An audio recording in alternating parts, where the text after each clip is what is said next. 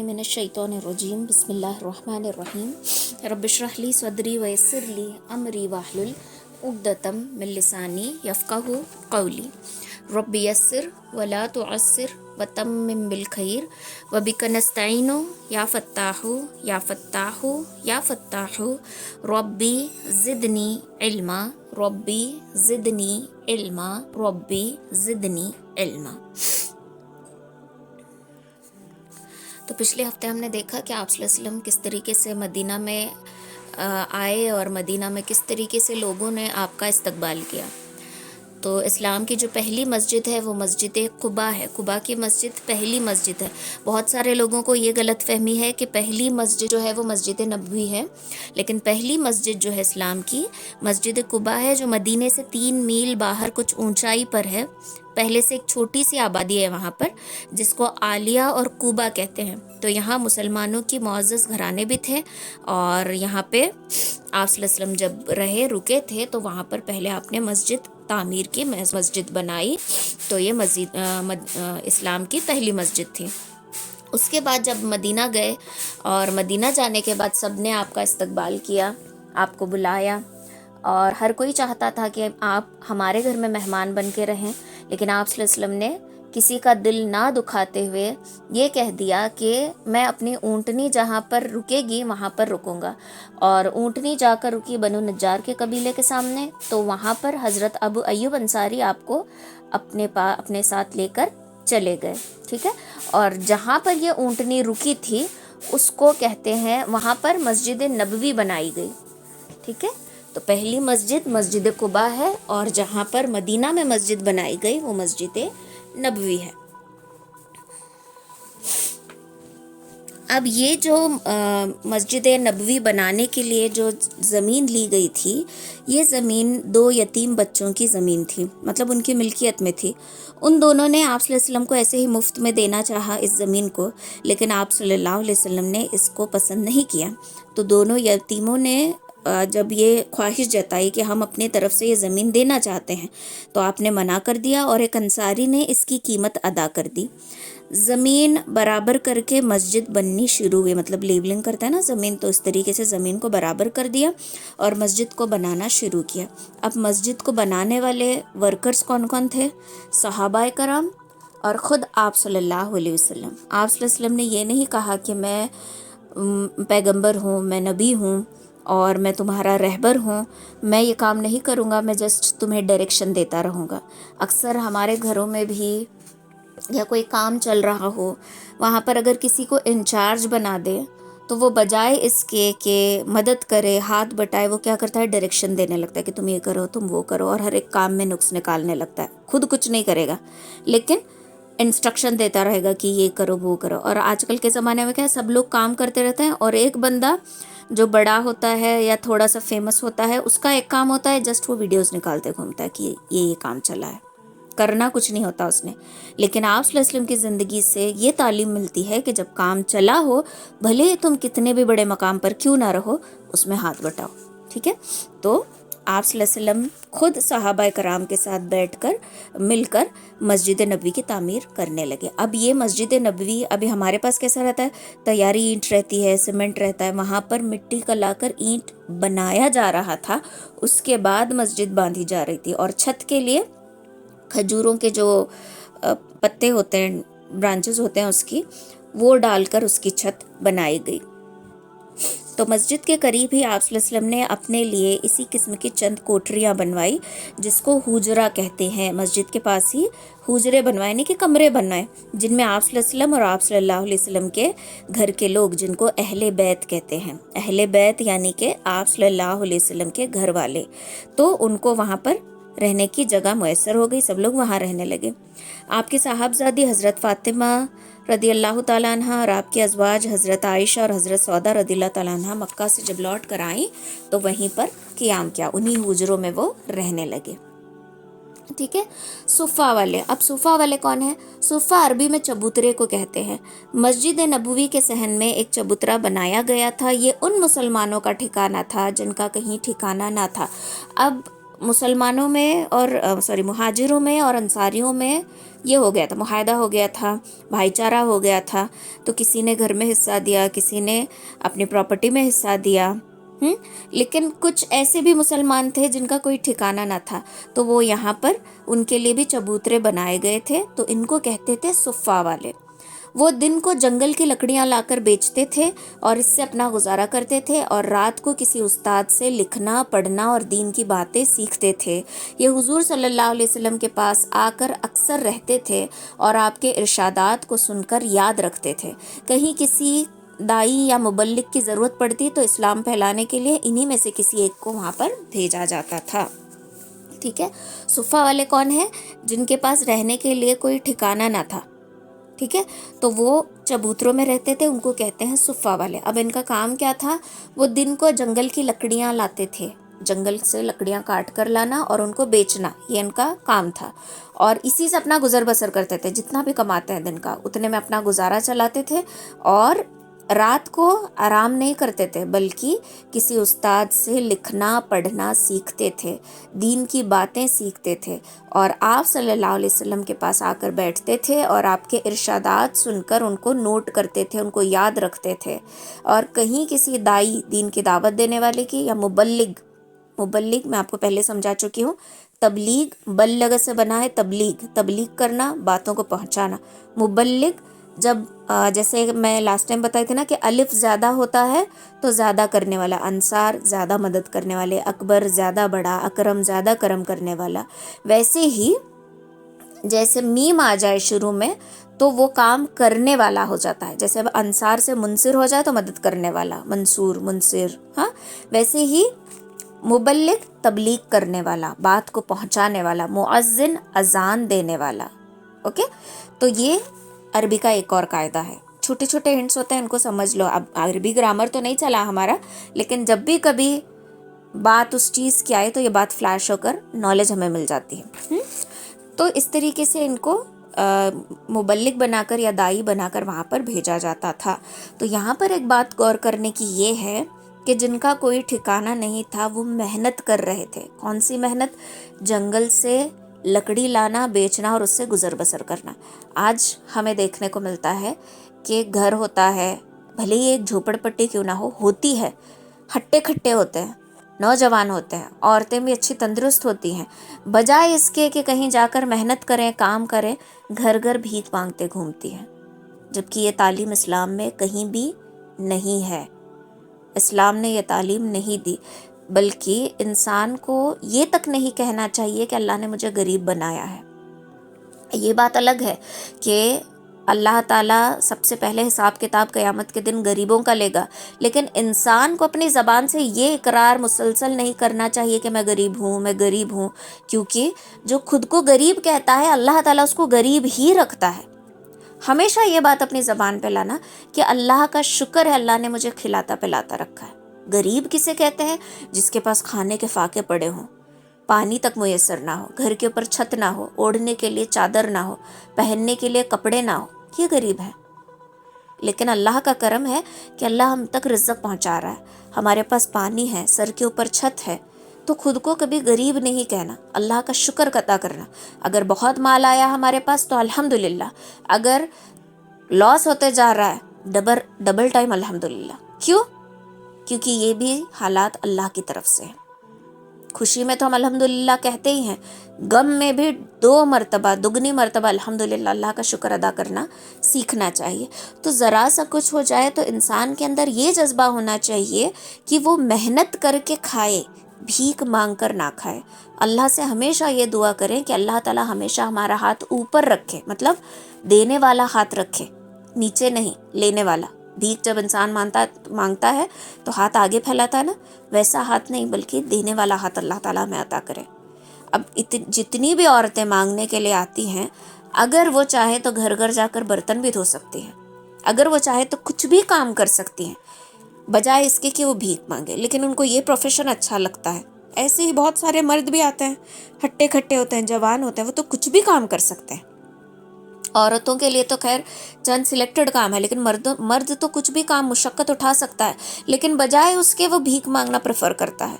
تو یہ چیزیں انسان کے اندر نہیں ہونی چاہیے. یہاں سے ہمیں یہ سیکھ لینی چاہیے کہ جن کا کوئی ٹھکانہ نہیں تھا وہ لکڑیاں لے کر آتے تھے، بیچتے تھے اور اس سے ہی اپنا گزارا کرتے تھے. اور میں تو یہ کہتی ہوں کہ ہماری اولاد کو بھی، اللہ نہ کرے حالات اچھے آئیں گے برے آئیں گے ہم نہیں جانتے، آج ہم اپنی اولاد کی ہر فرمائش کو پورا کرتے ہیں کیونکہ ہم محنت کر رہے ہیں، لیکن کیا پتہ کل حالات کیسے رہیں گے. تو اولاد کو بھی کم کی زیادہ کی دونوں کی عادت ڈال دینی چاہیے، کیونکہ اگر ایک بار ہم نے لگژریس لائف اولاد کو دے دی وہ کم تر حالات میں کبھی ایڈجسٹ نہیں کرے گی، کیونکہ اس کو اس کی عادت پڑ گئی ہے. لیکن اگر کبھی یہ اور کبھی وہ دونوں کو ہم برابر سے رکھیں گے، بچے کے اندر احساس پیدا کر کے رکھیں گے کہ میرا باپ کتنی مشکل سے کما کر لا رہا ہے، میری ماں کتنی محنت کر کے یہ گھر کا خرچہ اٹھاتی ہے، بچت کرتی ہے، یہ احساس اگر اس کے اندر پیدا ہو جائے نا تو وہ کسی بھی حالات کا سامنا کر سکتا ہے. ورنہ پھر بچوں کے اندر بھی یہی عادت پڑ جاتی ہے کہ حالات کچھ آئے تو وہ محنت کی بجائے شارٹ کٹ اپنانے لگے. تو اس سے صفہ والوں سے یہ سیکھ ہمیں لینی ہے. نیکسٹ ہے نماز کی تکمیل اور قبلے کا رخ. مکہ میں چونکہ امن اور امان نہ تھا، مکہ کے حالات تو ہم سب جان چکے ہیں کہ بہت برے حالات تھے، اور وہاں کھلے عام بندے نماز نہیں پڑھ سکتے تھے، اس لیے فرض نماز کی صرف 2 ہی رکعت پڑھتے تھے، کیونکہ چھپتے چھپاتے پڑھنا تھا نا تو 2 رکعت ہی پڑھتے تھے. مدینہ آ کر جب مسلمانوں کو اطمینان کی سانس ملی اور مذہب کی آزادی ملی تو ظہر، عصر، عشاء کی 4 رکعتیں پوری کی گئیں. ظہر، عصر، عشاء ان نمازوں کی 4 رکعتیں پوری کی گئی. مغرب کی 3 اور فجر کی 2 ہی رکھی گئیں. کس لیے؟ کیونکہ صبح کے وقت لمبی قرات یعنی رکعتوں کے بدلے زیادہ قرآن پڑھنے کا حکم ہے. فجر کی نماز، ہم بھی جب فجر کی نماز پڑھتے ہیں نا تو رکعتوں کو لمبی کیا کریں. اب ہمیں زیادہ بڑی بڑی صورتیں تو نہیں آتی، کیا کریں؟ تو ایک ایک رکعت میں 5 صورتیں پڑھ لیں. افضل یہ ہے کہ ترتیب سے پڑھیں. ترتیب ان دا سینس سمجھو پہلی رکعت میں سورۃ الفیل، سورۃ القریش، سورۃ الماعون، سورۃ الکوثر، سورۃ الکافرون، 5 ہو گئی. سورۃ الکافرون بھی سنت میں آ گئی، جو آپ صلی اللہ علیہ وسلم افضل کہتے تھے. سورۃ الکافرون اور سورۃ الاخلاص کو فجر اور مغرب کی 2 سنتوں میں پڑھنا، ٹھیک ہے. نیکسٹ رکعت میں سورۃ النصر، سورۃ الاخلاص اور سورۃ الفلق، سورۃ الناس، یہ پڑھ لیں، ٹھیک ہے. تو ترتیب بھی ہو جائے گی، سنت بھی ادا ہو جائے گی، نماز بھی لمبی ہو جائے گی. اس طریقے سے یہی 10 صورتیں آتے تو یہی پیٹرن ہم 4 رکعت میں کر سکتے ہیں. ورنہ اور زیادہ صورتیں آتے تو ترتیب رکھنا، ترتیب سے نماز قرآن کو پڑھنا افضل ہے. مطلب جہاں سے ہمیں صورتیں آتی ہیں، سمجھو ابھی ہمیں آتی ہے سورۃ الہمزہ سے آتا ہے تو پہلے سورۃ الہمزہ پڑھیں گے، سورۃ العصر پڑھیں گے، سورۃ التکاثر، پھر سورۃ القاریہ، پھر اس کے بعد سورۃ الزلزال اور سورۃ العادیات، اس کے بعد سورۃ الفیل. اس طریقے سے ترتیب قائم کر کے پڑھنا زیادہ افضل ہے. تو فجر کی نمازوں کو لمبا کرنا ہے، یعنی قرآن کو زیادہ پڑھنا ہے فجر کی نماز میں. یہ آپ صلی اللہ علیہ وسلم کا طریقہ تھا اور آپ نے یہی پسند فرمایا. جماعت کے ساتھ نماز پڑھنے کے لیے ضرورت اس کی تھی کہ مسلمانوں کو مقرر وقت پر بلانا پڑے. اب کوئی تو ایک پراپر ٹائم ہو نا کہ یہ ٹائم پہ سب لوگ اکٹھا ہو جائیں تب ہم جماعت سے نماز پڑھیں گے، لیکن بلانے کے لیے کوئی طریقہ نہیں تھا کیونکہ اس سے پہلے کبھی بلایا ہی نہیں تھا. تو اب سب لوگ سوچنے لگے کہ کیا کریں. کسی نے کہا کہ شنک بجائے، لیکن یہ غیروں کا طریقہ تھا. پھر کسی نے کہا کہ زور سے گھنٹا بجائیں گے، لیکن یہ عیسائیوں کا طریقہ تھا، کرسچنس کے چرچ میں بیل ہوتی ہے نا بڑی سی. پھر کسی نے کہا جو بیوگل جیسا ہوتا ہے وہ بجائیں، لیکن یہ یہودیوں کا طریقہ تھا. تو اسلام کھیل تماشے کا نام نہیں ہے، اور ایسی بیکار کی چیزوں سے بلانا یہ کوئی سٹینڈرڈ چیز بھی نہیں، کیونکہ ہمارا سٹیٹس الگ ہے، ہمارا لیول الگ ہے. تو ایسی بیکار سی چیزوں سے پکار کر مسلمانوں کو بلانا کچھ صحیح نہیں لگ رہا تھا. ہر کوئی اسی سوچ میں تھا کہ کیا کیا جائے. تو ایک دن کیا ہوتا ہے، حضرت عبداللہ ابن زید انصاری رضی اللہ تعالیٰ عنہ نے خواب دیکھا. کیا خواب دیکھا؟ اللہ اکبر، اللہ اکبر، اشہد ان لا الہ الا اللہ واللہ، اللہ اکبر، ٹھیک ہے. اذان کے جو کلمات ہیں وہ انہوں نے سنے، اشہد ان محمد رسول اللہ، یہاں تک. تو ان کو یہ سارے کلمات جو ہیں پسند آئے، مطلب انہوں نے خواب میں سنے. دوسرے دن یہ فوراً آپ صلی اللہ علیہ وسلم کے پاس چلے گئے اور کہا کہ اے اللہ کے نبی، میں نے ایسے خواب دیکھا ہے. تو آپ صلی اللہ علیہ وسلم نے کہا کہ ٹھیک ہے، بلال کو بلاؤ. اور بلال کو کہو کہ وہ اوپر چڑھے اور ان کلمات کو اس کے ساتھ تم بھی جاؤ، یہ کلمات اسے کہو، وہ ریپیٹ کرتا رہے گا۔ تو اذان کے کلمات یوں حضرت عبداللہ ابن زید انصاری، زید ابن ثابت نہیں، ہاں وہ آپ صلی اللہ علیہ وسلم کے منہ بیٹے تھے، حضرت عبداللہ ابن زید انصاری رضی اللہ تعالیٰ عنہ کے خواب میں یہ کلمات آئے۔ پھر جب حضرت بلال کو آپ نے کیوں چنا؟ خواب میں تو انہوں نے دیکھا تھا، لیکن چنا گیا کون؟ حضرت بلال۔ وجہ یہ تھی کہ حضرت بلال کی آواز بہت سریلی بھی تھی، بہت بلند بھی تھی۔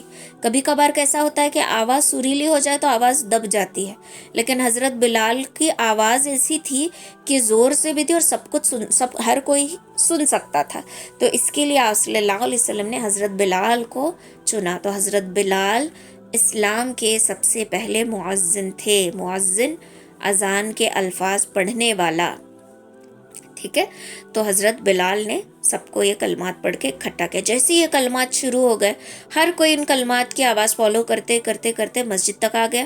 آپ صلی اللہ علیہ وسلم نے کہا کہ نماز کا وقت ہو گیا اور آج سے یہ کلمات دہرائے جائیں گے، تو سمجھ لینا کہ یہ اذان ہے، پکارا جا رہا ہے اور آپ لوگوں کو اکٹھا ہونا ہے۔ یہ کلمات سن کر حضرت عمر رضی اللہ تعالیٰ عنہ نے کہا کہ خدا کی قسم یہی کلمات میں نے بھی خواب میں سنے تھے۔ آپ صلی اللہ علیہ وسلم نے کہا یہ کلمات خواب پڑھنے سے پہلے مجھے اللہ تعالیٰ نے مجھ پر یہ کلمات جو ہے ظاہر کر دیے تھے، لیکن میں چاہتا تھا کہ یہ میرے کسی صحابہ میں سے کوئی آ کر یہ بتائے۔ تو دیکھو یہاں پر آپ کے رہبر، رہنما، یا پھر آپ بولے one of the best teacher ہونے کی علامت ہے، کیونکہ ٹیچر کے پاس نالج ہوتا ہے، بٹ وہ چاہتی ہے کہ میرے اسٹوڈنٹ جو ہے آگے سے اپنا دماغ لڑا کر بولے، اور جتنا ٹیچر کو بتانے میں خوشی نہیں ہوتی اتنا جب اس کے بچے یا اسٹوڈنٹس آنسر کرتے ہیں اتنی خوشی ہوتی ہے۔ تو آپ صلی اللہ علیہ وسلم کیا کہہ رہے تھے کہ میں چاہتا تھا کہ میرے صحابہ میں سے کوئی آ کر یہ کلمات بولے، اور ایسا ہی ہوا۔ اس سے دوسری چیز کیا ہوئی، صحابہ کرام کو بھی ایک امپورٹنس فیل ہوئی نا کہ ہاں میں نے یہ کلمات میرے خواب میں سنے تھے، تو ایک دل میں ایک یہ آ جاتا ہے، ایک پراؤڈ فیلنگ ٹائپ آ جاتی ہے، خوشی محسوس ہوتی ہے۔ تو آپ صلی اللہ علیہ وسلم یہ چاہتے تھے۔ اور حضرت عمر رضی اللہ تعالیٰ عنہ کے بارے میں آتا ہے کہ بہت ساری باتیں ایسی ہیں جو حضرت عمر کے دل میں خیال بن کے آتی تھی اور وہی چیز قرآن میں آیت بن کے آتی تھی، ٹھیک ہے۔ حضرت عمر حالانکہ سب سے پہلے اسلام کے دشمن تھے، آپ صلی اللہ علیہ وسلم کو قتل کرنے کے لیے تلوار میانے سے نکال کر لے کر چلے تھے، لیکن چونکہ اللہ کے نبی صلی اللہ علیہ وسلم نے دعا کی تھی، کیا دعا کی تھی کہ اے اللہ، عمر یا ابو جہل دونوں میں سے جو بھی تیرے نزدیک زیادہ اسلام کے لیے فائدہ مند ہو، ان کو تو اسلام کے لیے ان کا دل کے دروازے کھول دے۔ اور اللہ تعالیٰ نے دعا قبول فرمائی حضرت عمر کے لیے، اور ان کے اندر ایسی تبدیلی آئی جس کا کوئی مثال ہی نہیں دے سکتا۔ تو جب وہ خلیفہ بھی بنے تو ان کا رعب الگ تھا۔ تو یہ آپ صلی اللہ علیہ وسلم کی دعا کا نتیجہ تھا کہ آپ کو اتنی زیادہ ہدایت ملی۔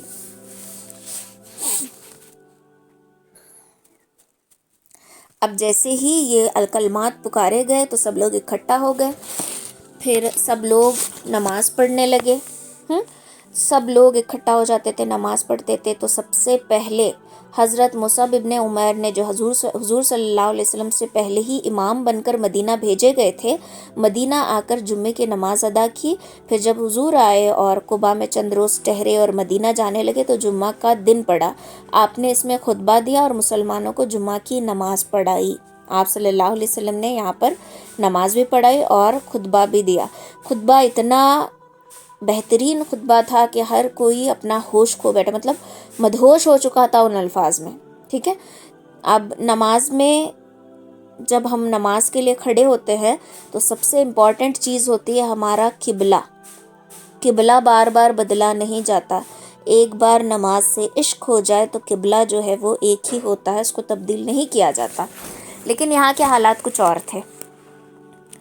یہود بیت المقدس کی طرف منہ کر کے نماز پڑھتے تھے، یہ حضرت داؤد اور حضرت سلیمان علیہ السلام کی بنائی ہوئی مسجد تھی، اور عرب والوں کا قبلہ جو تھا حضرت ابراہیم علیہ السلام کی بنائی ہوئی مسجد تھی۔ یہاں پر بھی دیکھو، یہود کا قبلہ وہ مسلمانوں کا قبلہ ہے، یہاں پر بھی اختلاف، یہاں پر بھی دل میں بغض اور دشمنی آنے کا اندیشہ۔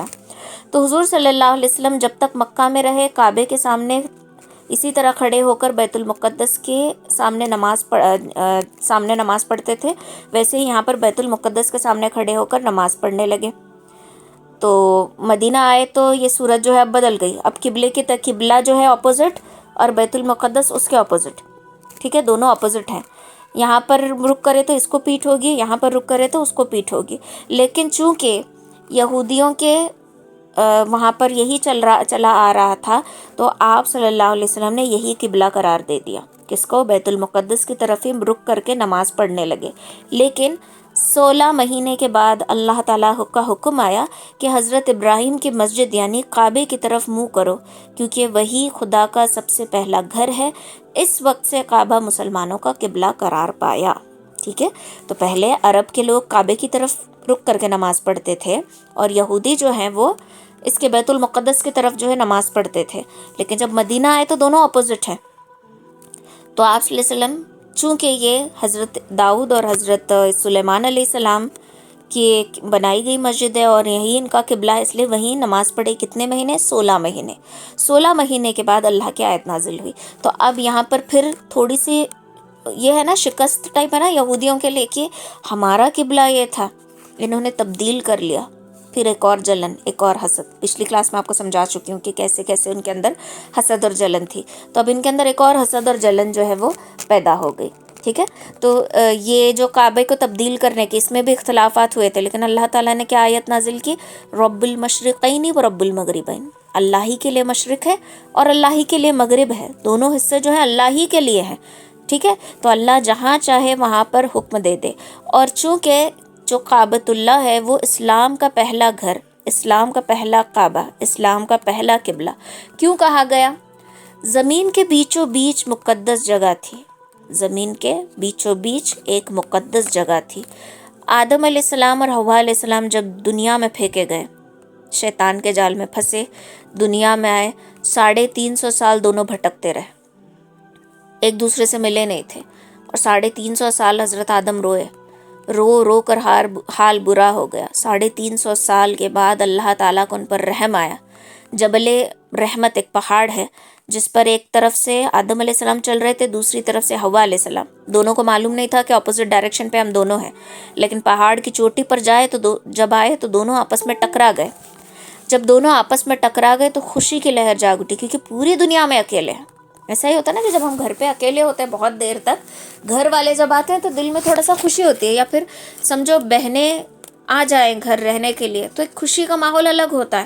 تو ویسے ہی آدم علیہ السلام، حوا علیہ السلام پوری دنیا میں ہی اکیلے بھٹک رہے ہیں، دن ہوتی ہے، رات ہوتی ہے، بارش ہوتی ہے، سورج آتا ہے، سب کچھ ان کے لیے نیا ہے۔ تو ایسے میں جب اپنا ساتھی مل جاتا ہے تو خوشی کی لہر دوڑ اٹھی۔ اللہ تعالیٰ نے اس وقت ان کو اپنا نبی بھی بنایا۔ تو اس کے بعد دونوں گئے اس مقدس جگہ پر جو دنیا کے بیچوں بیچ ہے، ٹھیک ہے۔ وہاں جانے سے پہلے دونوں کو ٹھنڈ لگ رہی تھی اور ایک ہی چادر تھی، تو وہاں پر دونوں نے ایک چادر میں ایک دوسرے کو پروٹیکٹ کیا، تو اس کو کہتے ہیں مزدلفہ، ٹھیک ہے، چادر کو کہتے ہیں، اور جو جگہ ہے اس کو بھی آج کہا جاتا ہے مزدلفہ۔ تو وہ دنیا کے بیچوں بیچ کی جگہ ہے۔ کریکٹ اس کے بیچوں بیچ کے اپوزٹ فرشتوں کا کعبہ ہے جس کو بیت المعمور کہا جاتا ہے، جو آپ صلی اللہ علیہ وسلم نے معراج کے وقت دیکھا تھا، ٹھیک ہے۔ تو یہ شروع سے یہ جگہ ہے۔ جو مسجد بنائی گئی ہے وہ داؤد علیہ السلام اور سلیمان علیہ السلام نے مسجد بنائی ہے، لیکن اس کو کہا جاتا ہے کعبۃ اللہ، اللہ کا گھر۔ ایک اور آبجیکشن آپ کے پاس، کبھی اگر آپ کہیں دین کی دعوت دو، اللہ کرے کبھی ایسا موقع نصیب ہو کہ ہمیں دعوت دینے کی نوبت آ جائے یا کوئی ہم سے کراس کویشچننگ کرے، تو بہت سارے لوگوں کو یہ گمان ہوتا ہے کہ تم لوگ تو کہتے ہو کہ مورتیوں کی عبادت نہیں کرنا، لیکن تم لوگ بھی تو ایک پتھر کے گھر کی عبادت کرتے ہو۔ تو یہ بات کلیئر کر دی جائے کہ ہم کعبۃ اللہ کی عبادت نہیں کرتے، ہم اللہ کی عبادت کرتے ہیں۔ کعبۃ اللہ اللہ کی ایک نشانی ہے۔ آپ کے بھی ذہن میں بات ہونی چاہیے کہ ہم کعبہ کی عبادت نہیں کرتے، ہم عبادت کرتے ہیں اللہ کی۔ کعبہ اللہ سے ریلیٹڈ ہے، اس لیے مقدس ہے ہمارے نظر میں۔ اگر اللہ سے اس کا کوئی کنیکشن نہ ہوتا تو بھلے ہمارے لیے کوئی مقدس ہوتا نہیں ہوتا۔ کوئی بھی چیز چونکہ وہ اللہ سے کنیکٹڈ ہے ہم اسے اتنی عزت دیتے ہیں۔ آسمانی کتابیں اللہ سے کنیکٹڈ ہے، اس لیے ہمارے عقائد میں ہے۔ قرآن اللہ سے کنیکٹڈ، کعبہ اللہ سے کنیکٹڈ، ہر چیز جو اسلام میں مقدس ہے، امپورٹنٹ ہے، جس کا ایک رتبہ ہے، جس کا ایک مقام ہے، وہ ہر چیز اللہ سے کنیکٹڈ ہے. تو اس کا مطلب کیا ہے؟ اللہ تعالیٰ ہر ایک سے جڑ جائے تو وہ چیز مقدس ہو جاتی ہے. تو کعبۃ اللہ کی عبادت ہم نہیں کرتے. اگر ایسا ہوتا تو قبلے پر چڑھ کر، کعبۃ اللہ پہ چڑھ کر فتح مکہ کے وقت حضرت بلال اذان نہیں دیتے، کیونکہ وہ ہم اس کی عبادت کرتے ہیں تو اس کے اوپر کیسے چڑھیں گے؟ سمجھ میں آ رہی ہے بات؟ تو یہ چیز ہمارے آنکھوں میں، ہمارے اندر بھی یہ بات کلیئر رہنا کہ ہم کعبے کی عبادت نہیں کرتے، ہم اللہ کی عبادت کرتے ہیں. جب حجر اسود کو حضرت عمر رضی اللہ تعالیٰ عنہ چوم رہے تھے تو انہوں نے یہ کہا تھا کہ میں تجھے اس لیے چوم رہا ہوں کیونکہ میرے نبی نے تجھے چوما تھا. سمجھ میں آ رہی ہے؟ تو ہم کسی پتھر کی یا کسی گھر کی عبادت نہیں کرتے، ہم اللہ کی عبادت کرتے ہیں. کلیئر ہو گیا بات؟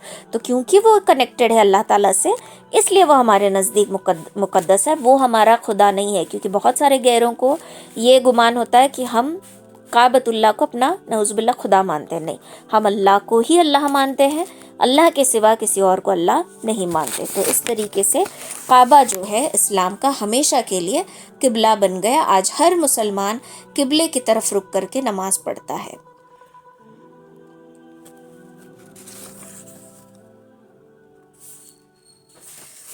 اب بھائی چارہ ہو گیا تھا، ہر ایک کو اپنے اپنے گھر میں پراپرٹی میں جگہ مل گئی تھی. لیکن ایک چیز یہ تھی کہ مکہ والوں کو کھیتی نہیں آتی تھی، وہ تجارت میں ماہر تھے. مدینہ والے کھیتی کرتے تھے. تو انہوں نے کیا کیا، مدینہ والوں نے ایک زمین کھیتی، اس کا کھجور کا کھیت جو ہے وہ دے دیا اور کہا کہ اسے مہاجروں میں تقسیم کر دو، وہ اس میں کھیتی کر کے اپنا کاروبار کریں گے. لیکن ان کو کھیتی آتی نہیں تھی تو انہوں نے کیا کیا، وہاں پر وہ کرنا سیکھ لیا.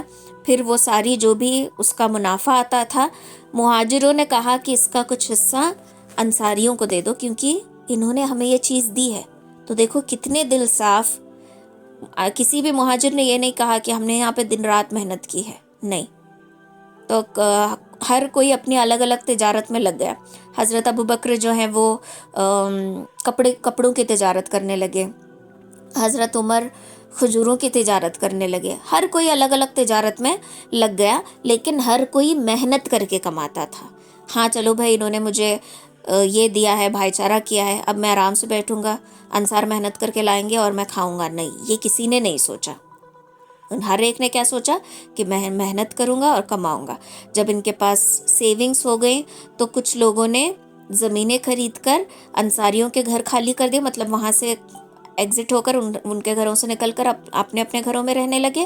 اور جو لوگ یہ نہ کر سکے وہ کچھ رقم دے کر انصاریوں کے جو بلاکس ان کو ملے تھے رہنے کے لیے، اس کو خرید لیا، لیکن کسی کے اوپر بوجھ نہیں بنے. تو دوسری بات ہمیں کیا سیکھنے کو ملتی ہے کہ انسان اپنے دم پر کچھ کرے، کسی کے اوپر بوجھ بن کے نہ رہے. کچھ بھی کرو لیکن کرو، کسی کے اوپر بوجھ نہیں بننا. عورتیں بھی جو کر سکتی ہیں کر لیں، تھوڑی بہت خود کی بھی چیز اپنے اندر رہنا. ایسا نہیں کہ بے حیائی ہو کر اپنے حدود کو پار کر کے کچھ کرو، لیکن کچھ تو ہاتھ میں ہنر رہنا بول رہی ہوں میں. کم کرنا مطلب یہ نہیں کہ آپ جاؤ جاب کرو، ایک ہاتھ میں کوئی نہ کوئی ہنر اپنے رکھنا. آپ پڑھانے کا ہنر رکھو، آپ مہندی کا ہنر رکھو، آپ ایمبرائڈری، زردوسی، اسٹچنگ، جو بھی پینٹنگ ہے، جو بھی ہے. پینٹنگ مطلب فیبرک پر پینٹنگ ہے، یہ نہیں تصویریں بنانے والی پینٹنگ نہیں بول رہی میں، کیونکہ وہ جائز نہیں ہے. جو بھی آپ کر سکتے ہیں، ایک ہنر اپنے پاس رکھنا. ایجوکیشن آپ 10th تک بھی سیکھے ہیں تو بچوں کو ٹیوشنز لینے کا ہنر رکھو، کچھ تو رکھو، تاکہ ایک وقت کبھی زندگی میں اپ اینڈ ڈاؤن آ جائے تو یوں محسوس نہ ہو کہ میں کچھ اپنے شوہر کی ہیلپ نہیں کر سکتی، میں کچھ بھی نہیں کر سکتی. یہ خیال اپنے اوپر نہیں آنا. اس کے لیے ہر ایک چیز کا ہنر اپنے اندر رکھنا، ہر ایک ٹیلنٹ کو اپنے اندر پیدا کرو.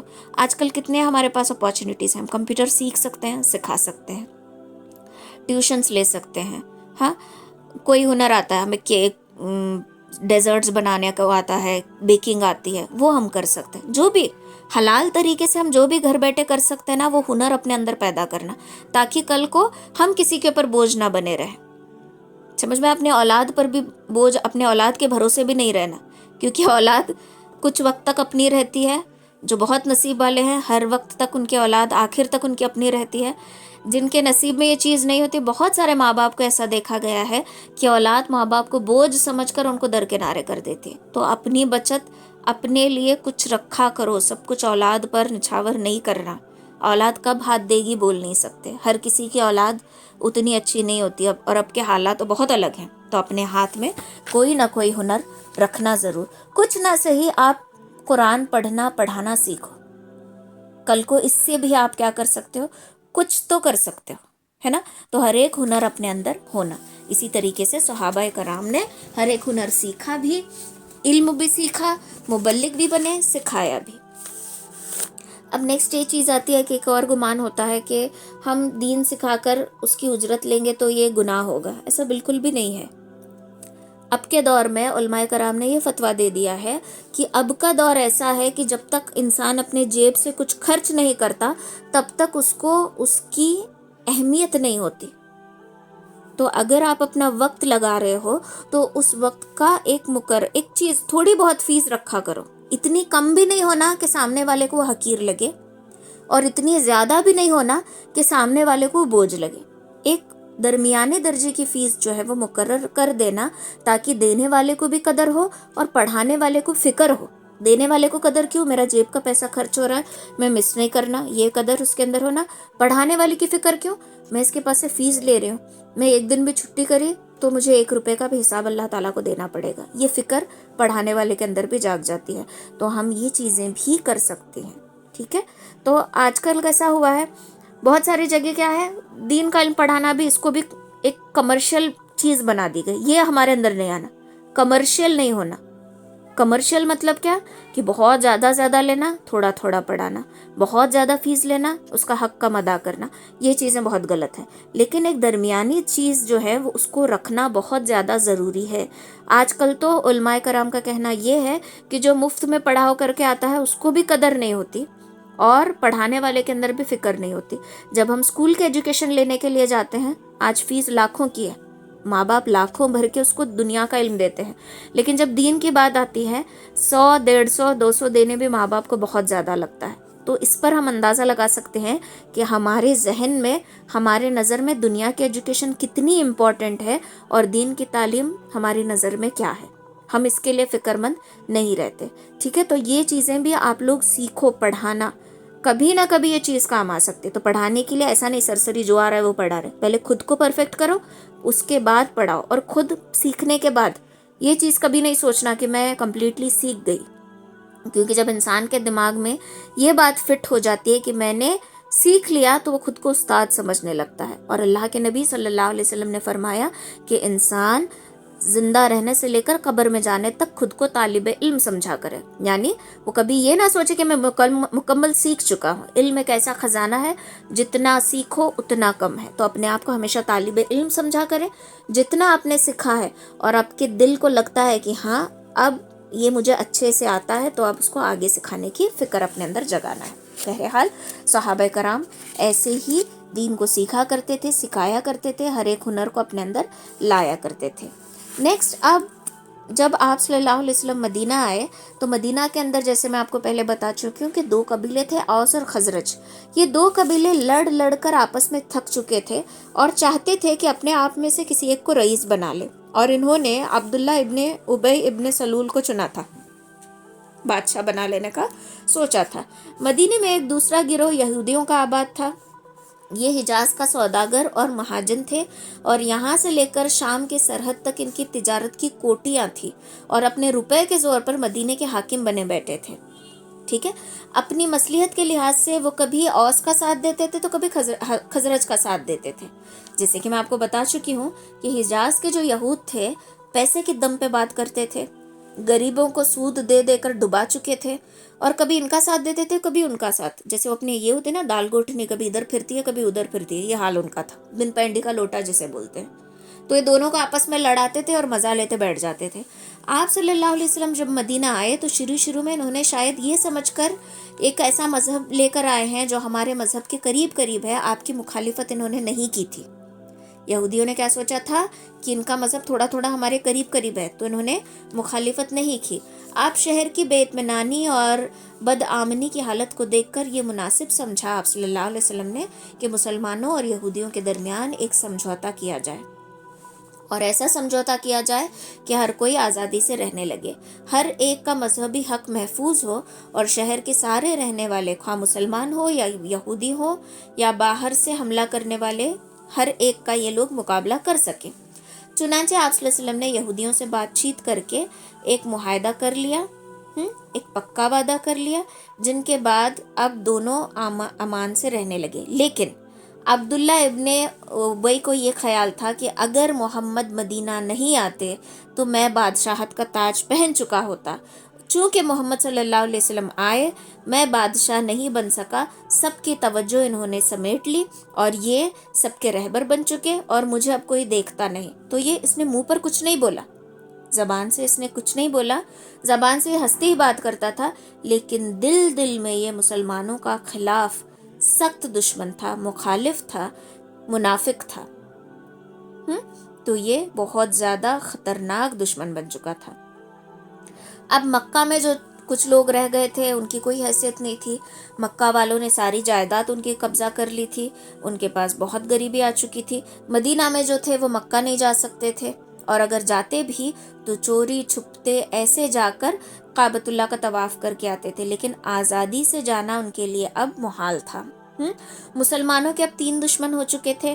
مکہ میں مسلمان کے ایک ہی دشمن تھے، کافر، لیکن مدینہ آ کر 3 دشمن ہو گئے، مکہ کے کافر، مدینہ کے منافق اور حجاز کے یہود۔ ان تینوں کا سامنا اب ان کو کرنا پڑا، اور تینوں کا سامنا کرنے کے لیے تینوں کے الگ الگ تدبیریں تھیں۔ ایک ہی ٹیکنیک سے ایک کا سامنا، ہر ایک کا سامنا نہیں کر سکتے تھے، ہر ایک کو الگ الگ تدبیر سے ان کا سامنا کرنا پڑ رہا تھا۔ اور اب منافق جو کہ سامنے سے مسلمان ہو چکے تھے، سامنے سے اچھے بنتے تھے، اسلام کا دعویٰ کرتے تھے، لیکن اندر اندر مخالفت کرتے تھے، مسلمانوں کو تکلیف دیتے تھے، مسلمانوں کی باتیں یہاں تک پہنچاتے تھے۔ تو اب یہ چیز مکہ والوں کو پتہ چل گئی۔ مکہ والوں نے یہودیوں کو دھمکی دے دی کہ اگر تم نے ان لوگوں کو وہاں پر امن سے رہنے دیا تو ہم تمہارے یہاں آئیں گے، تمہارے اوپر ہلہ بولیں گے، تمہارے اوپر حملہ کریں گے، تمہاری عورتوں کی عزتیں محفوظ نہیں رہیں گی، تمہیں ہم سے کوئی بچا نہیں سکے گا۔ اب یہاں پر یہود جو ہیں وہ ڈر گئے اور یہ آپ صلی اللہ علیہ وسلم کی مخالفت کرنے پر آمادہ ہو گئے۔ لیکن جب یہ آپ کے پاس آئے، آپ صلی اللہ علیہ وسلم کے پاس آئے، آپ صلی اللہ علیہ وسلم کو اس کی بھنک لگ چکی تھی، اور آپ نے کہا کہ کیا تم ان کی باتیں سن کر کیا تم اپنے بھائیوں کا خون بہانا چاہتے ہو؟ یوں تیوں کر کے یہ چیز تھم گئی، لیکن آگے یہ چیز تھمنے والی نہیں تھی، کیونکہ اب جو ہے کافروں کی وہ ایک ہٹ درمی ایک ضد ہوتی ہے نا، جیسے ہم نے شروع میں پڑھا تھا کہ مکہ والوں کے اندر ضد اور ہٹ درمی تھی۔ کیسی ہٹ درمی؟ کہ اگر وہ چیز صحیح بھی ہے بٹ ان کو وہ چیز نہیں کرنی، چاہے کچھ بھی ہو جائے وہ چیز نہیں کرتے تھے۔ ایک معمولی ہارس ریس پر گھوڑے دوڑانے کی جو ریس تھی، اس پر کسی کا گھوڑا 1 انچ آگے آ گیا تھا، اس پر جو جنگ چلی 40 سال تک جنگ چلی، کوئی بڑی بات نہیں تھی، لیکن ضد ایسی تو ایسی ضد والے مکہ تھے، تو بھلا مدینہ میں رہنے والے مسلمانوں کو کیسے آسانی سے چھوڑ سکتے تھے؟ اب وہ ہر ممکن کوشش کرنے لگے کہ کس طریقے سے وہاں پر بھی ان کو نقصان پہنچا سکے۔ ایک ہٹ درمی ہے، دوسرا انسان کے اندر جب حسد آتی ہے تو وہ ہر چیزیں کرنے لگتا ہے۔ آج بھی ہر ایک کی پرابلم یہی ہے، ہر کوئی کیا کرتا ہے، میں پریشان ہوں، میں تکلیف میں، اس کی فکر اسے نہیں ہوتی، اس کو اس کی فکر ہوتی ہے کہ سامنے والا خوش اور اطمینان سے کیوں ہے، سامنے والا آرام سے زندگی کیوں گزار رہا ہے، سامنے والا ہنستا نظر آ رہا ہے تو کیوں آخر نظر آ رہا ہے، خود کا اس کا رونا دھونا چلا ہے تو اس کی پرواہ نہیں، اس کو فکر ہے اپنے سامنے جو میرے سامنے جو میرا کمپٹیٹر ہے جس سے مجھے حسد ہے، وہ خوشی سے کیوں جینے لگا ہے۔ تو یہی چیز مکہ والوں میں تھی۔ اب ان کو پرابلم ہو رہی تھی کہ مسلمان مدینے میں اس طریقے سے آرام سے کس طریقے سے رہتے ہیں۔ اب یہاں سے ان کی الگ الگ چالیں شروع ہو گئی، یہ ساری چالیں ہم انشاءاللہ نیکسٹ کلاس میں دیکھیں گے۔ تو آج کا جتنا بھی ہم نے سنا اس کا سارا نچوڑ یہ ہے، اس سیرت سے ہمیں یہ سبق ملتا ہے کہ انسان کو ہاتھ پہ ہاتھ دھرے رہ کر نہیں بیٹھنا چاہیے، اس کو محنت کرنا ہے، اس کو دین سیکھنا ہے. جیسے صفہ والے تھے، وہ لوگ دن بھر محنت کرتے تھے، رات کو تھک گئے سوچ کر سوتے نہیں تھے، آرام نہیں کرتے تھے، بلکہ دین سیکھتے تھے. آج ہم کیا کرتے ہیں کہ آج میں بہت تھک گئی ہوں، کلاس نہیں جوائن کروں گی. آج میں بہت تھک گئی ہوں، مکتب نہیں جاؤں گی. کلاس جوائن کرنا تو چھوڑو، گھر بیٹھے ہم کلاس جوائن کرتے ہیں. مکتب کوئی جاتا ہے تو نہیں، آج بہت بیزار آ رہا ہے، میں نہیں جاؤں گی. جبکہ صحابہ کرام کا دور ایسا دور گزرا ہے کہ وہ لوگ ہر ممکن کوشش، ہر جگہ سے جہاں پہ دین ملتا تھا دین کو حاصل کر لیتے تھے، جہاں پہ دین سیکھ سکتے تھے وہاں سے دین سیکھتے تھے. لیکن ہم کیا کرتے ہیں، آج ہمارے پاس آپشنز بہت ہیں لیکن ہمارے اندر جذبہ ٹھنڈا پڑ چکا ہے. علم بہت ہے لیکن علم پر عمل کرنے میں ہم پیچھے رہ گئے. علم بہت زیادہ سیکھ لیا. اور ایک چیز غور کرنے کی یہ ہے کہ جب تک ہمارے پاس علم نہیں تھا ہماری عبادتوں میں زیادتی تھی. سمجھ میں آ رہا ہے کہ جب ہمارے پاس علم نہیں تھا تو ہم عبادت کثرت سے کیا کرتے تھے. جب علم آ گیا تو ہماری عبادتوں میں کمی آ گئی. کیسے؟ جب علم نہیں تھا تو اب ہم پوری نماز پڑھتے تھے. جب علم آ گیا صرف ہم فرض نماز پڑھتے ہیں، ہے نا. جب علم نہیں تھا تو ہم ذکر اذکار سب کرتے تھے. جب علم آ گیا تو اس میں بھی کمی آ گئی. جب علم نہیں تھا تو ہر چیز ہم بڑی شدت سے کرتے تھے. جیسے جیسے علم آ گیا تو ہماری عبادتوں میں کمی اور کوتاہی آنے لگی، کیونکہ زیادہ ہوشیار ہو گئے نا کہ نہیں یہ تو فرض ہے، یہ تو موقدہ ہے، یہ تو غیر موقدہ ہے، یہ ساری چیزیں ہم سیکھ گئے. تو اللہ تعالیٰ ایسے علم سے ہماری حفاظت کرے جو عبادتوں میں کمی پیدا کرے. اور یہ چیز کیوں ہوتی ہے؟ ہم علم حاصل کرنے سے زیادہ فتنوں میں پڑ جاتے ہیں. کیسے فتنے؟ یہ کون سے مسلک والا ہے، یہ کون سی جماعت والا ہے، اس کا راوی کون ہے، یہ حدیث صحیح ہے کہ نہیں، ہاں یہ ضعیف ہے، یہ کون سی حدیث ہے. اس میں ہم الجھ گئے ہیں. جب سے ہم اس میں الجھ گئے ہیں ہماری عبادتوں میں کمیاں آ گئی ہیں. جب سے ہم اس میں الجھے ہیں ان چیزوں کو ہم نے چھوڑ دیا. جبکہ ضعیف حدیث بتانے والے بھی آپ صلی اللہ علیہ وسلم کے صحابہ کرام ہیں، صحیح حدیث بتانے والے بھی آپ کے ساتھی ہی ہیں. ان کے اعمال کے حساب سے حدیث کو صحیح ضعیف اس طریقے سے الگ الگ اس میں ڈیوائیڈ کیا گیا ہے. لیکن ہم یہ جو سوچتے ہیں کمپلیٹلی ضعیف حدیث کو ریجیکٹڈ کر دینا، یہ بہت بڑی بری بات ہے. یہ چیز نہیں کرنی چاہیے کیونکہ ان کے قدموں کی دھول بھی ہم نہیں، جو ہے ضعیف حدیث بیان کر رہے ہیں ان کے ہی قدموں کے دھول کے برابر بھی ہم نہیں. ہمارا کوئی کمپیریزن ہی نہیں ہے ان کے ساتھ، اور ہم ان کو ایسے ریجیکٹ لسٹ میں ڈالتے ہیں.